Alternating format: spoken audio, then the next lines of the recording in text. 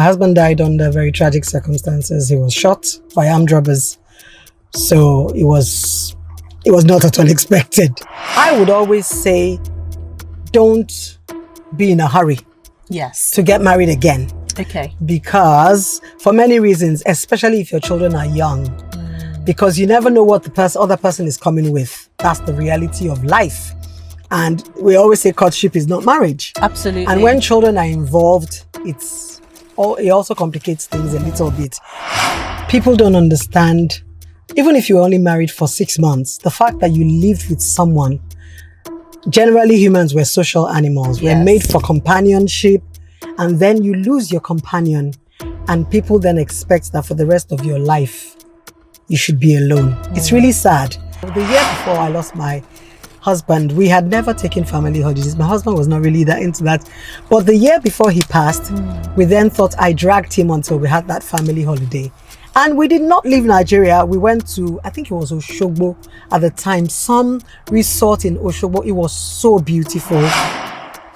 I went through a season where I felt I had no right to be all right.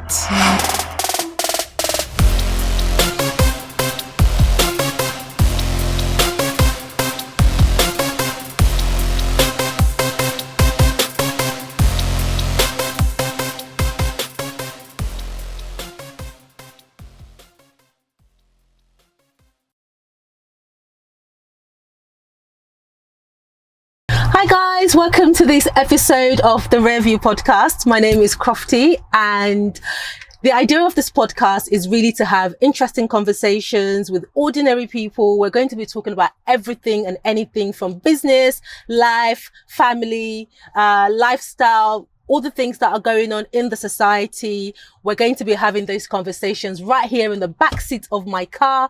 And I'm going to be having my friends, my family, strangers, all sorts of people, having conversations with them.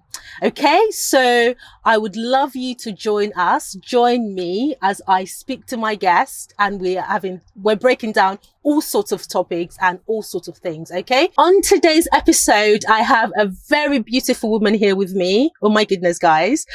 When I show you, you're going to know what I'm talking about. She's beautiful. She has interesting stories to tell. She's a woman who has lived a lot of experiences, and I just know that she and I are going to have a wonderful conversation in this backseat of my car. Okay, I'm going to let her introduce herself, and then we're going to get into the details of today's conversation. Okay.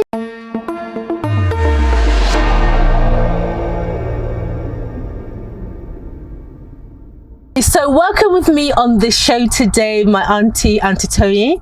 Auntie Toyin, welcome to the Review podcast.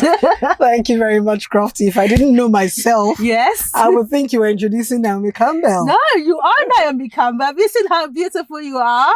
Gorgeous. Thank you Drop dead gorgeous. No, thank you. So we're going to start with a dilemma. We're gonna, I've seen a few dilemmas online, and I've chosen one which I think will fit very nicely into our conversation today. Okay, so I'm going to read it out, and then we can just use that as a segue into all the things we're going to be talking about. Okay, that's fine. Okay, so this person, I'm going to keep their name anonymous, and they said, I lost my husband 4 years ago in a car accident. I was 34 at the time with 2 young children. The first 2 years were a blur of grief, adjusting to single parenting and navigating endless expectations from my late husband's family. According to them, I should have moved into his village home, worn mourning clothes for a year, and basically withdrawn from public life. I refused. I stayed in the city, kept my job, and focused on my kids. Now, here's my dilemma. For the past 8 months, I've been in a quiet relationship with a wonderful man. He's kind, mature, and loves my children. We've spoken about marriage, but I'm terrified. My late husband's family still holds sway in my life. They believe I should remain loyal to his memory and continue raising the children in their father's house. The problem is, if I remarry, they've threatened to come for custody of my children, claiming it's a dishonor to their late son's son's legacy for another man to raise them. I've spoken to a lawyer who says legally they don't have a case, but in our culture, perception can be dangerous. I don't want to be seen as a bad mother or a woman chasing after men, but I also can't imagine a life of loneliness just to satisfy people who don't help me raise these kids. What would you do in my shoes? How do I honor my late husband's memory, protect my children, and still choose happiness for myself? Or should I just forget about remarrying for peace sake?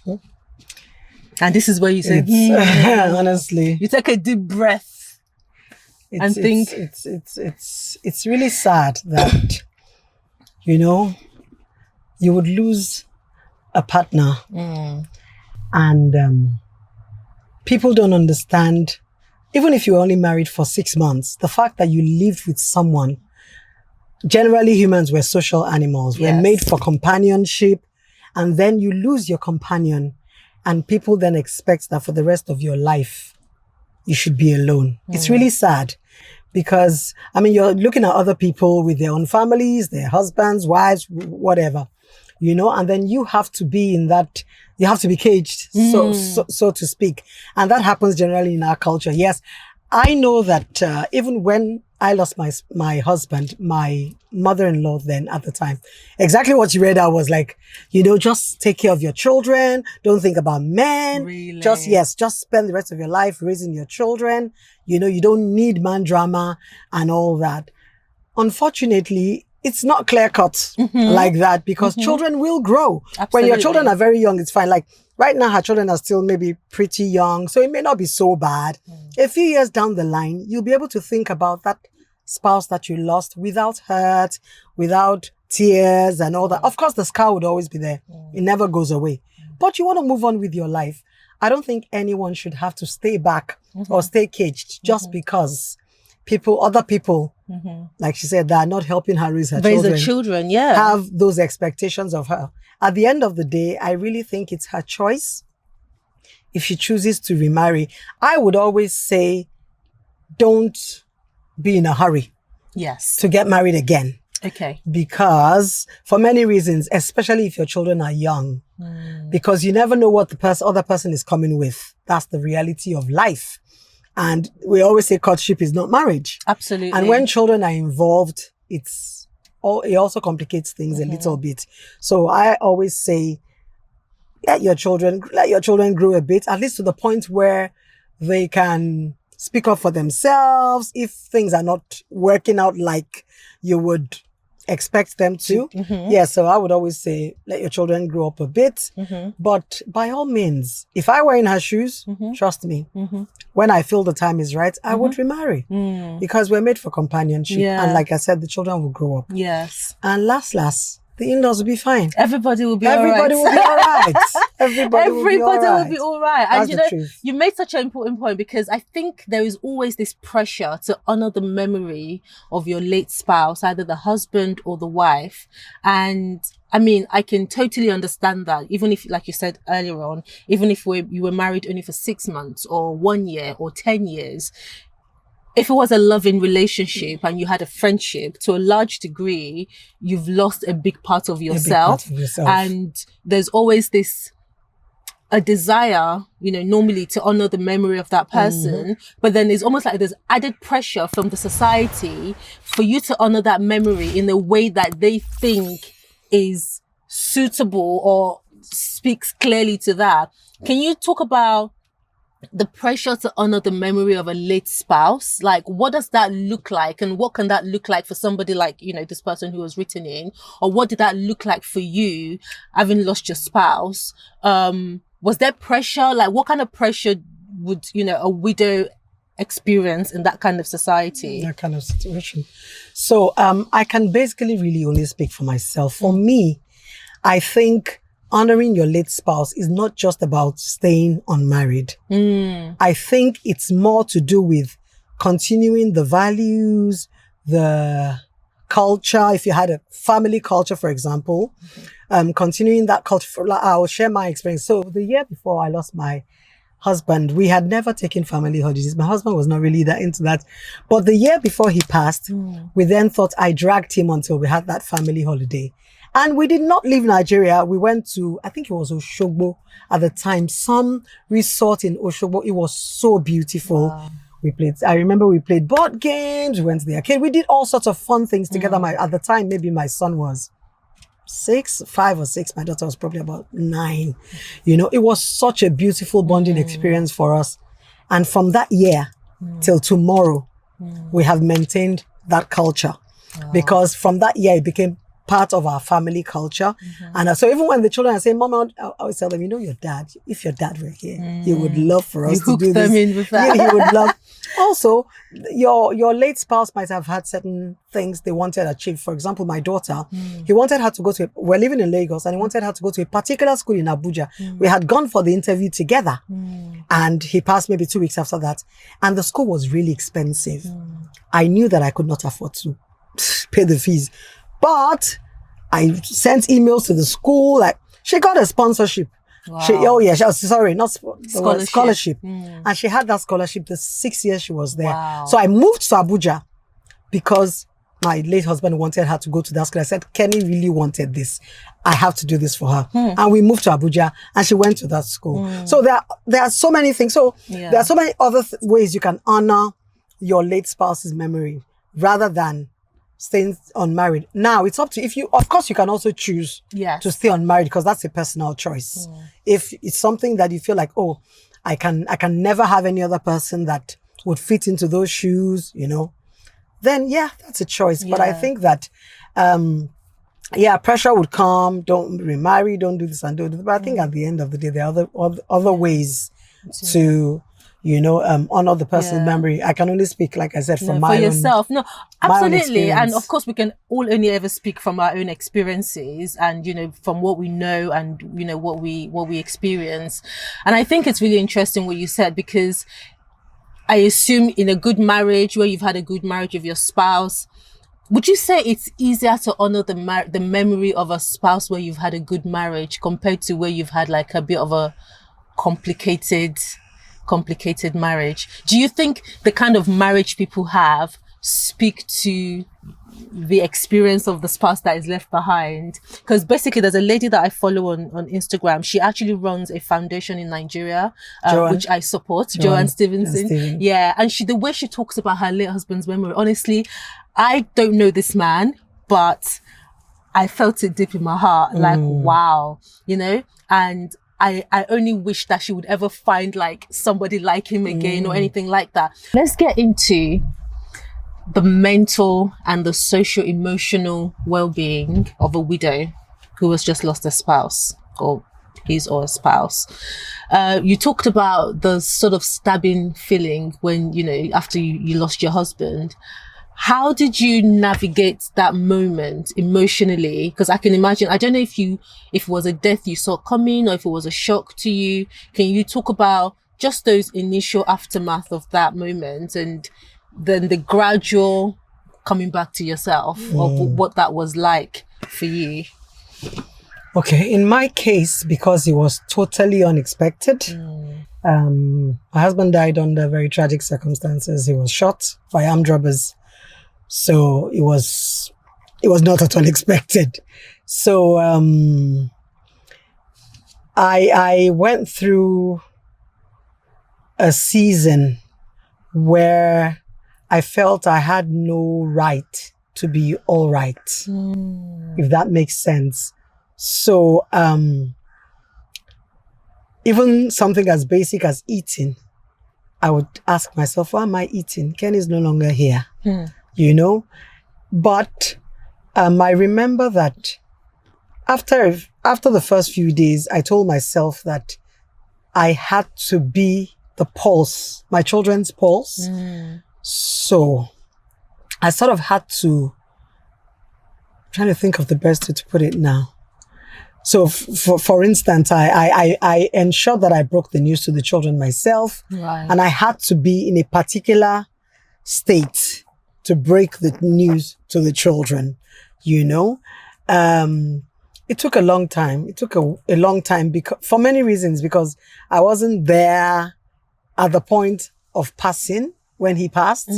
So my own experience was a bit different because one, it was not planned. Two, there was guilt because I felt like I had gone home to have a shower. I had been with him for like 48 hours. And then his mom came and I was told, oh, go have a quick shower, blah, blah, blah, blah, blah. And then I went to have a shower. By the time I got back, he was gone. So the guilt that maybe if I had stayed, maybe if I had, so that made the process, very torturous. Yes. So I would ask myself questions like, at the point he was going, was he thinking, why isn't she here? Did he struggle? Did he just go? So many things. So for like the first 2 years, I battled. It was hard. It was really hard. But I think by the time we're getting into the third year, I of course I had my career, and I always encourage people, because I can imagine if I did not have a career, I don't know what I would have done, because I threw myself completely into my career. So into just raising my children and work. Those two things helped me, because my 100% focus, and luckily, I'm still a teacher. I'm a trained teacher. So my children, they were at my school. Right. So we went together. Right. We came back together. So I focused all my energies on continually bonding with my children and trying to make sure that they remember their dad as best they could, because they were quite young. Yeah. So for me, I think the children and work helped me. And I come from a very close-knit family. So my family, extremely supportive. They were there with me, there through it. I remember that even things like the funeral, they just took charge. Church and my family, they were very supportive. So I think those were the things that helped me. And I always say one thing, that you can't take me outside of my faith. I'm a Christian, and my faith in God helped me as well. So my faith in God, work, the children, and my family. Those four things, gave me. Put you on your road to recovery. On my road to recovery. I always say that, losing a spouse is something you actually never get over completely. It's the scar remains, especially if you have children. You had children together, because you see the children and you go through life. And I remember one Father's Day that my daughter sent me. She said, bought me something and sent me a card, and she was like, because you're daddy and mommy to us, so of course you think about things like, oh, maybe when they start to get married and all that. So it will always be there. The gap is always the gap will always be there. But I think over time, I can talk about him without breaking down now and all that. It hasn't always been this easy to have these conversations. I can imagine. How many years has it been? 12 years. Wow, that's a long time. 12 years. That's a very long time. And I'm so happy that you had the right support. And it's almost like the template support that any person who's lost their spouse should have. So they should have family, definitely. Have a career, something to kind of keep them going. Because I know of many widows, just from following on social media and things like that, where they weren't working before, the man was the sole provider, and the sort of damage that causes in itself, that financial gap, apart from the fact that you've lost a spouse, now you've got many kids or however many kids, and you've got no financial backing to keep you going. That puts many people into such a depressive state and into such a vulnerable state as well. Vulnerable. You are so vulnerable. Even with having those things, you're still vulnerable. How much more? I say this because especially for a woman, when you lose a spouse, my auntie had told me this, that some of my husband's friends would say that I think about it and I laugh. Tell us. Proposition you, and you feel like, how? Just because. From where to where? Yeah, just because. Yeah. And they feel like because you're in that position and you have children to raise and they can offer you money, or that you just, go along with it. I had a number of those. Wow. Yes, I had some really close to my your husband at the time. Yeah. In fact, amazing. No, I'm not surprised. I'm so not vulnerable. surprised because You're it's so that vulnerable. vulnerability. You're so And many vulnerable. widows will fall into that they will fall into that. I remember even again for me, the lady that I follow her charity online, she's talked about people who were close to her husband, like you don't even hear from them again. Oh yes. Family members that you don't even hear from. It's almost like the man was what's joined us together. Yeah. Now, even though you've got kids, even though you spent like 5 years together as a married couple, people just forget you and they abandon you. And I mean, thankfully, your own family were close. And you had your career, you had your family, you had your children, you had your faith, or you still have your faith. And again, I think faith saves a lot of people in Africa, because we hold Otherwise on to whatever. you go Crazy crazy in in some ways. And I totally understand that. Did you ever try therapy? No. No. Even though, for me, I think that, like I said, my faith helped me. But later, I felt that for my daughter, maybe she should have actually undergone bereavement therapy, because for the longest time, she talked about her dad as if he was still there. She didn't cry. She was 10 at the time. She didn't cry. And she kept talking about him as if he was there. My son, like he never existed. Oh my goodness. So how old was your son? He was 6, almost 7. Like he never existed. And we still have that till tomorrow. But my daughter she was extremely close to her dad. So I think that's another thing. Children handle grief. We all handle grief differently. Yeah. But I think she should have undergone bereavement therapy, because it was really hard. It was really that hard. Accessible in Nigeria at the time? I did not explore. To be honest, I did not explore. But, later, years and years later, I realized that I didn't know such a thing even existed, to be honest, at the time. I realized there was such a thing as bereavement therapy. I remember that about 2 years ago, I sent her a video of something. I found that video and I sent it to her, and I thought she would be excited. Dad. I had to delete that video. Oh, no. She wept and wept and wept and wept. I'm like, Tamilore, it's been 10 years. She still can't really deal. She still can't really deal with the loss of her dad, So let's talk about the kids. Because I think sometimes, it takes a person who is mentally there and with the right support to not just to look outside of yourself, and to then even look at the kids and be like, how can I support these kids? And, I need to sort of pull myself aside now and think, what do these kids need and stuff. And so if you were to go back and do it again, what would you say are some of the things that you might have done differently, or that you did that you think you would do again, or you would encourage somebody who's going through this to do as well, to help with the kids dealing with that loss? Yeah.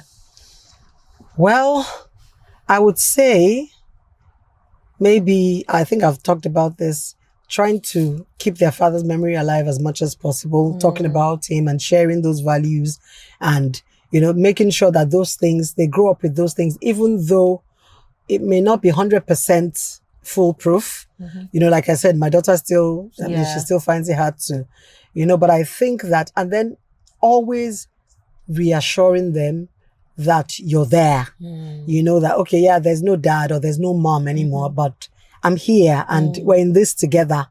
And for us, that has, I'm extremely close to my children, extremely close to my children, so I think that just letting them know that they're the most important thing for as long as you can. Of course, the time will come when maybe some woman or some man will come into our lives. But even then, I will always choose you guys. That was for me anyway. Some people may think differently, but for me, I would always choose them, because I always think to myself that, especially if they don't have, like I've mentioned, my family was very supportive, but that father's family nothing, so they need to know that there's a place where they're safe, where they're secure, and things would always, that they're just pretty much safe.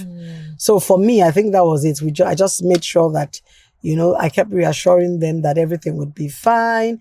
And I did, oh yes, this is very important. I tried my best to hinge them on that same faith path. So that, because I always tell them, you can see this is working for me. It's working for me. It's working for us. Yes. And then try to maintain a certain amount of stability in our lives.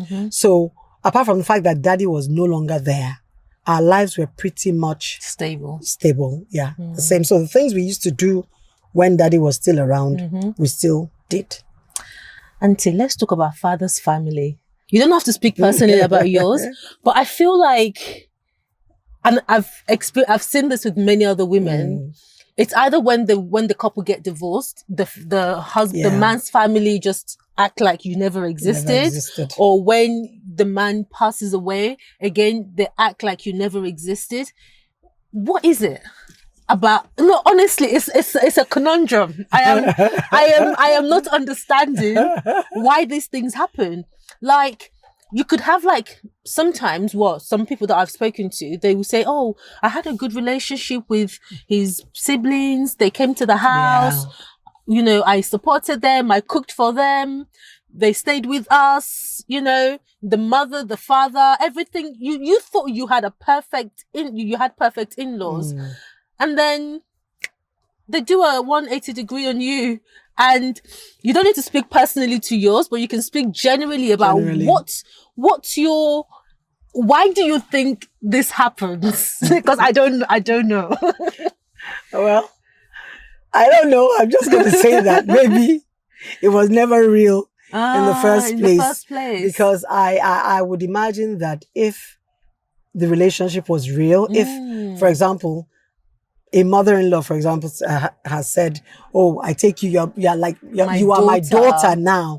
Then we don't need the man to continue, to have that relationship. To be fair, in my own instance, I mean, father's family, but his mom and I actually still maintain a relationship, sort of, So, if it was real in the first instance, I think that is something that should go on. Yeah. But if it was never real, then there's really nothing you can do about. Otherwise, I can't think what's really. Yeah. I know it's more common for the man's family to. Yeah, it's very common in divorce. In when death does do you part eventually, it's such a common thing that it just, like you said, it must be that it was never real begin with. And it's such a shame. It is. But I want us to go back to that financial thing and the vulnerability and stuff. Because I think it's also a thing in Africa, and even maybe just generally in the world, where couples and their finances is almost like, okay, I'll say specifically to Nigeria and maybe Africa, where the man tends to be like the main provider, the breadwinner, or is in charge of the finances. And then the woman probably knows nothing about what's going on, and there's no will. She doesn't know where all the documents are, the land, whatever. And even some men just hide these things depending on what kind of marriage, they have. What's your financial advice for women? Like, even in the marriage, before the death happens, just like as you're going now, what would you advise couples? Not even just the man or the woman, knowing that death can happen at any time. Nobody plans to die until they grow old and grey and, in the perfect kind of scenario. But you have instances like yours where, an armed robbery situation, Shamfumi as well, I believe it was like a stray bullet that killed her husband. You've left the house thinking, yes, you're coming back, and your life just changes overnight. How would you advise couples to put their affairs in order on an ongoing basis, so that the man knows my wife and kids are going to be okay, or the woman knows that my husband and kids are going to be okay if should anything ever happen to me? I think that even before you get married, you should have these conversations. That's for certain. Then when you get married and start to have children, you should start to plan, put these things in place. Meaning, for example, for the children, start a trust together. You know, whatever name you want to call it. But both of you can put in something away for the children so that later in life, the children can access it. And of course, you'd have people that you trust and trust to have a will. From the day you buy your first tire or whatever it is that you have. Your first cup. Your first cup. Please have a will. That thing has destroyed many families. Have a will. You know, it's not fair to have children and then cause confusion, you know, after you're gone. Then I think women also, a lot of, in our culture, a lot of women, things are changing now. But for the longest time, women were just highly dependent on their husbands. So everything was whatever their husband gave to them, but things are changing. Women have become empowered now. So yes, have something, a business, a career, have a source of income as a woman. In fact, have multiple sources of income as a woman. And then as a couple, have a joint, apart from your own and his own, have a joint one account, that you guys, you know, you have that savings, that at least you're putting something away. That when you start to buy property, all that, do it in the children's name, you know, because you never know really when this thing will happen. Do it in the children's name so that there's no, it's my own, at least it's the children. Because at the end of the day, you're planning for their future. Everybody's future, but at least you want to be sure that your children will be fine. So have something you're doing as a woman. Everyone should, in an ideal situation, everyone should have a source of income and then have savings, joint account, and then also have a trust for the children. For their future. Do what you can invest. You know, I had a friend when I was much younger that came into a large amount of money when she turned 18 because her father had been buying stocks from when she was born. Yes, this was, She came into a large, in fact, she was Khashoggi. We used to call her Khashoggi back then. It was a large sum of money because she didn't even know it existed until she turned 18. And this was back in Nigeria. So plan for the future, really. Plan for the future. Plan for the future. And stop hiding. Stop hiding your... Well, I don't know whether that's really, because unfortunately people have been stung, both men and women. So, but it doesn't pay anybody. When my dad died, I remember an aunt of mine came when we were still crying. I think the day my dad died, she came and said, I know you guys are sad, but this is time to go into your father's study. Turn it upside down. Everything you can find. Penny. I'm telling you, we spent the whole night house documents, land documents. The ones we did not find. I remember my father had acres of land in his solo that someone else took that land because we could not find it. I'm telling you. And a lot of this thing my mom did not know because same thing. Men just a lot of things are changing. You know, men are also things becoming really changing. Well, things are better than they used to be. The what we lost, I can't even. The ones we found, we were able to at least retrieve, but a lot of those things we didn't know. Because you just my work mom for didn't somebody know. else. Yes, my mom didn't know. So his siblings, and she said because your uncles will come, and truly they came. Right, that's another story for another day. Oh my days! But you know, so and the other thing I would say, especially in this country, I don't know how life insurance works in Africa, but it's like many Africans don't want to get life insurance. Yes, because they feel like when you do, like, when you get life insurance, you're planning your death, you're killing them, you're gonna. But life insurance, again, like nobody prays to die, and by God's grace, we're all gonna grow old and grey and pass away in our sleep. Amen. Right? But life insurance, I remember I went to a friend's party one time, and there was a gathering of uncles and stuff, and this uncle was like, "Oh, my daughter was telling me to get life insurance." I told her that I'm not going to die. I'm not dying anytime soon. And I was listening, and I was thinking, but uncle, that's not the point. Exactly. Like, nobody knows tomorrow. And life insurance has been known as a way of like even financially securing your family afterwards, because the insurance pays out, a premium, and that helps to look after your family for as long as possible. So again, I would say life insurance. Yeah, that's important. It's important. In this country, it costs as little as maybe £10 a month. Sometimes, depending on how early on you start these things. You don't even need to be married to even get life insurance. Like, even as a single person, you can get life insurance. They will pay out to your beneficiary. So that's just a tip. It's a way of making money for eventually, but hopefully nobody will die prematurely and everything. But just something to put out there. Absolutely. But yeah, no, that's a really interesting experience. And we know that widows, the widowhood experience, it's very unique to the individual. Yeah, absolutely. It cuts across in different cultures. We've spoken largely about, you being an African and all of that stuff. But if there is, you've talked about how obviously you're better now. It's been 12 years and you're able to talk about this experience without. Just what would you say as a kind of final word? So if we just go back to the dilemma that we were looking at earlier. This lady, the 34-year-old woman, it's been 4 years, so she's probably like 38 now. And again, how do I honor my late husband's memory, protect my children, and still choose happiness? Or should I forget about remarrying for peace sake? So speaking of remarrying, what would you look for, or what would you advise somebody to look for in a new spouse when you've already lost a spouse, when you have a late spouse? Because I feel like when you're marrying for the first time, how do I put it? I guess it's different. You're not thinking, you don't have the trauma of anything to tag you along. It's different. You're coming in with like fresh eyes. Everything is different. And then 5 years later, or how many ever years later, you've lost a spouse.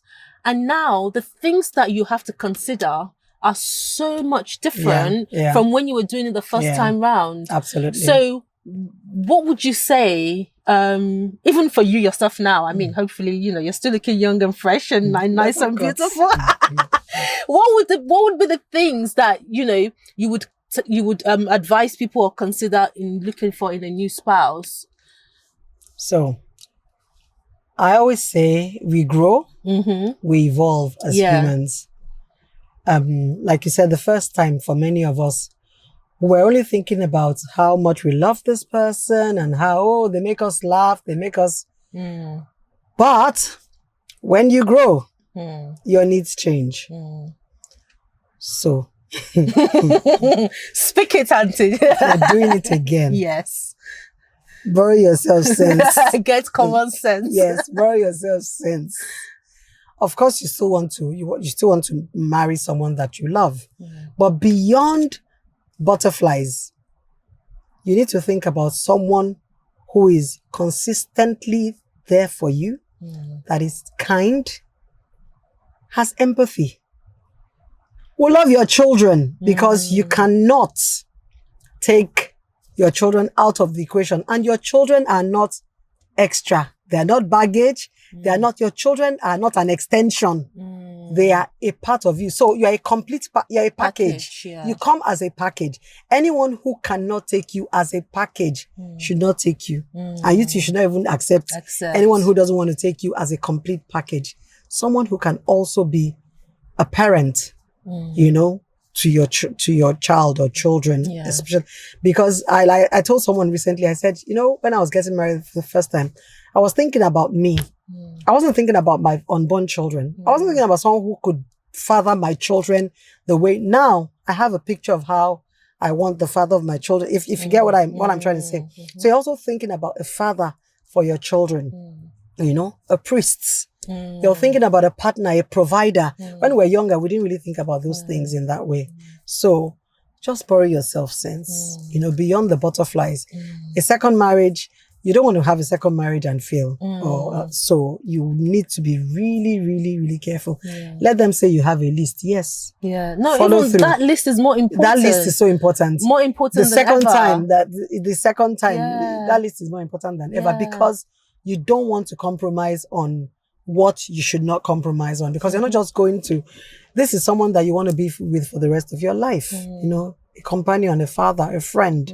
So you have to borrow yourself sense. So I would say those things that are important to you, your values. So when you're older, you know what you do not want. When you're younger, most of the time you don't know what you don't want. Yeah. You know what you want, sort of, Yeah. but you don't know what you don't want. When you're older, you know what you don't want. You're more seasoned as exactly. you get older. You've seen things in your life, and also you've been through a marriage, and you've seen the things that maybe made the marriage maybe challenging, or and then you don't want to have to go through those things again. So yes, choose wisely. And just remember that just because you're a widow or widower, whoever you're going to marry next, they're not doing you a favor. They're not doing, absolutely not. Yeah, because sometimes it can feel like that, especially if you're a younger person or a younger woman with kids and stuff. It can almost feel like this person is doing me a favor, and you feel like the first person that shows interest, you just have to get in there and be with that person, you know, depending on the climate. But you have a choice. You still have a choice. And definitely have a choice. Yeah, absolutely. Don't settle. Don't ever settle. Yeah. Don't ever settle.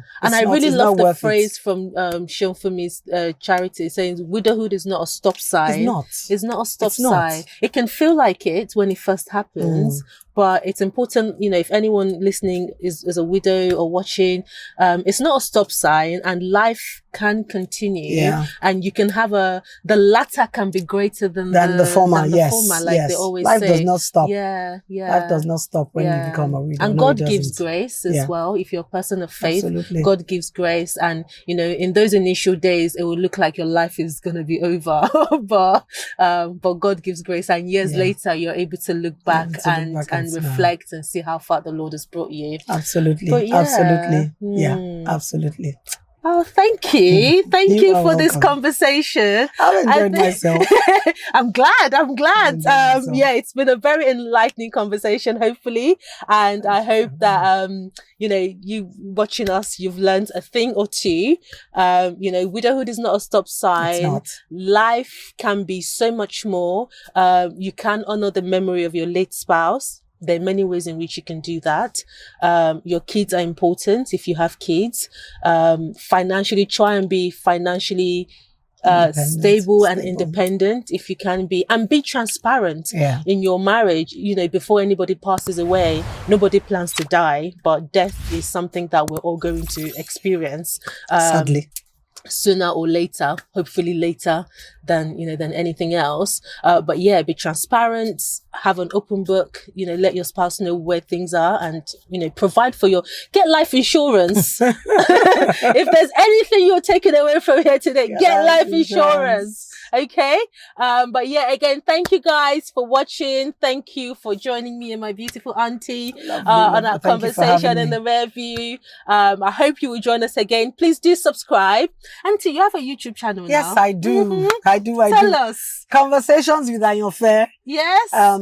We talk about wholeness, well-being, and the wonders of womanhood. So basically my life's journey and experiences, other people's experience, just sharing, like, pretty much something like this, just having conversations. Yes. So that's Conversations with Ayanfeoluwa on YouTube. On YouTube, yes. Okay, perfect. So do follow her and subscribe. Please subscribe. Exactly, subscribe. Like, share. She has many more gems where that came from. Okay. All right. Thank you guys for watching. Do subscribe and do follow us on all our platforms. And I'll see you again next time when I'll be having another wonderful conversation with my next guest. Okay. Bye. Bye for now.